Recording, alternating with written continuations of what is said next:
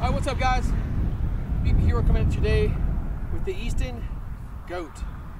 This is a 26-ounce U-trip bat. This is basically just a Helmer, a 12-inch barrel with an inload, brand new out of the wrapper, maybe 20 swings on it from my man Greg back here. So hitting a mix of Evil 44 400s, BP rockets, and there's some 52 pluses mixed in here as well. Let's see what this thing can do.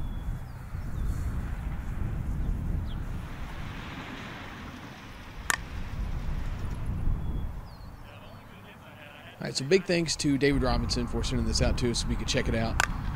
Hitting on a good old open field here on about a 70-degree day. Just a slight bit of a breeze coming in from the first baseline, kind of pushing out, I guess, at our backs a little bit. Never been too mad about that. I reluctantly put up an indicator in the top right of the corner for balls that did go over 300 feet, using the soccer goals as landmarks. I hate distance claims with a passion, but open field BP sucks to watch, so just know that I did this for you guys. This bat is approved for USSSA play and was a 26-ounce, and it was a touch light for being a 26, not worth going up or down an ounce or anything. It is listed as a half-ounce inload, and it did feel like one.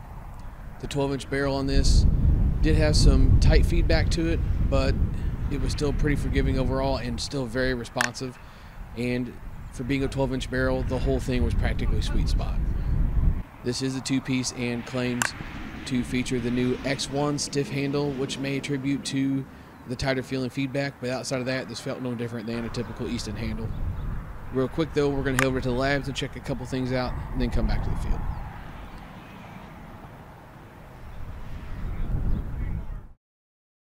So this 26 came in at 26.7 on a scale. I was expecting this to be a little bit on the lighter end of things just based on how it felt in my hands. But again, that's why I don't take anything for scale weights, and this is a perfect example of that. Moving into compression, while this thing was brand new in the wrapper, coming in at that 276 mark. Pretty par for the course there. And throwing it back on the tester after we got about 100 swings on it on this day, coming in at the 230 mark, which goes right in line with what I usually say about U-trip bats. By the time it hits 150 to 200 swings, it's going to be failing or on the line of failing, and this is going to be right on pace with that. Lab stuff out of the way, back to the field.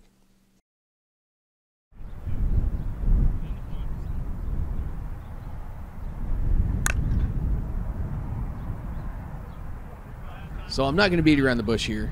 Stamp of approval on this one without a doubt. Within the first 10 swings I put on this, I could have closed my eyes and thought I was holding one of the original blue lines in my hands. Everything about this reminded me of that bat. It swung just a tad light, just like the blue line, had that nice subtle inload to it, and the performance and feedback were very similar as well. If you've been a fan of the 12-inch Easton stuff over the years, or really like the blue lines and want to try one of these, do it with zero hesitation. Not a whole lot more I can elaborate on here. This is a great bat, and I do thank David for sending this out so we could get a review on it for you guys. I'll hush up, let you check out the rest of the video here. Then what I need you to do when the video's over is go down below, click that subscribe button, and turn on those notifications so when I post a new video, you know right away, and I'll see you in that video, guys.